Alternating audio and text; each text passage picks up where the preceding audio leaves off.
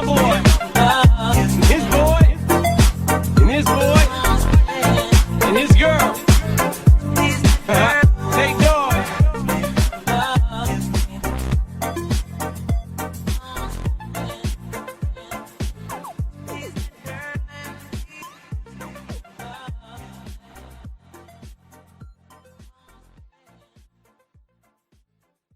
Hello everyone, today I'm going to be telling you about the iPhone XR in product red. We've had this phone since September of 2018 and I want to give you my take on this phone. This phone was released in September of 2018 and it's been a really controversial phone for having an LCD display for a steep price of $750, but regardless it still sold really well because it gave people what they wanted in a phone. Right off the bat, I'm going to be telling you that the LCD display is not terrible whatsoever. Many other reviewers have also said it's actually a really good display, unless if you compare it with a phone that has an OLED display. But other than noticing how deep the blacks are, I don't really think you're going to be noticing anything bad with the XR's display. Even though the LCD display is pretty much inferior to the OLED display found in the XS, there are still some pros to having the LCD display. Like, for example, not having to worry about OLED burn-in. It is obviously not a huge issue, but I've noticed it on iPhone Xs and Samsung S8s and older Galaxy phones, but honestly, if I were you, I wouldn't really worry about OLED burn-in even if you do have a phone with an OLED display, but it's nice not having to worry about it. Also, you don't have to worry about repair costs, because replacing an LCD display is much less than replacing an OLED display. Those other 2 points were a little bit petty, but this one is probably the only real point, and that is battery life. The battery life is phenomenal on this phone, and that is partially due to the LCD display and it missing 3D touch so it could store a bigger battery. The battery life on the XS is much worse than the XR, and I would actually get the XR over the XS just for battery life. Speaking of 3D touch, I'm a little bit bummed out that they took it out for the iPhone XR. I know the XR is supposed to be a little bit more budget friendly, so I understand. And also with iOS 13 coming out, the newer phones that debuted with iOS 13, the iPhone 11 and 11 Pro, do not have 3D touch, and they rely more on a haptic touch, which is more of a long press rather than a hard press. So you probably won't feel the absence of 3D touch that much on the XR. This phone uses an aluminum build instead of a stainless steel build, which is a little bit lighter, but it dents much easily. But on the bright side, it doesn't scratch as easily and doesn't catch fingerprints as easily. So if you want to keep your phone clean all the time, the XR is a really good choice. I'd also like to talk about the sizing of the XR. It is placed in the middle of the XS and the XS Max.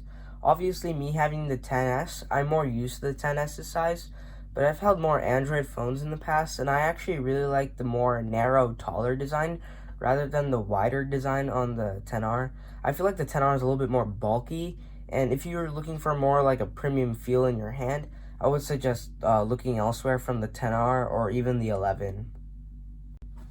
The camera setup on this phone is similar to the XS's, but it does miss the telephoto lens found on the back. Honestly, I don't really use the telephoto lens. In fact, I would actually rather have an ultra-wide lens on the XS, but at least they fixed that by including that on the 11 and having that as the default second. I like to keep my photos as zoomed out as possible, and when you do need to zoom, then yeah, you might want the telephoto lens, but also for portrait mode, as you can do objects too. So if you care about portrait mode and zooming in on your photos and a few other stuff, I would just rather you go for a XS or really just the 11 Pro. This phone is essentially a XS without the telephoto lens and having an LCD display in place of the OLED display. The newly released iPhone SE really challenges the iPhone XR and may be better in a few aspects. And I'm just going to give you a tiny comparison of both phones to help you sort of guide you to the right path on whether or not you should get the iPhone XR or go with the SE. So the XR has an edge-to-edge display with a notch, whereas the SE has a more of a traditional iPhone design, which has a thick bezel on the top and a thick bezel on the bottom with a home button instead of gestures. Some people would actually rather have the older design just because it's easier to use and easier to learn, actually. I actually found the 10R easier to use over time rather than something like the traditional iPhone with the home button and everything. So if you learn the gestures of the 10R, I think you're going to prefer that. But some people do like the older design, and they might want to go with the SE for that.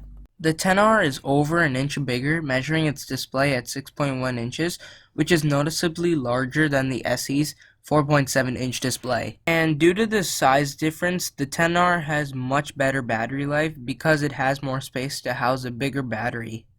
Honestly, I feel like I wouldn't really go for the SE myself because I want a much more newer design. So, maybe you should go for the 10R if you care about having a newer design. But if you really can't afford it, I would suggest, maybe the SE is a good choice if you really want to get into the Apple ecosystem in an affordable way. But there are better budget phones out there that are much more well-rounded, but they're not as powerful because, the A13 is a beast of a chip, and it's pretty much a flagship killer at $400.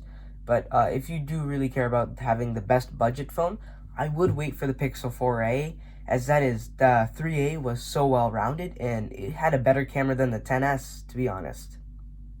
The iPhone 10R is an excellent phone in 2020, but I feel like for $600 you might want to reconsider.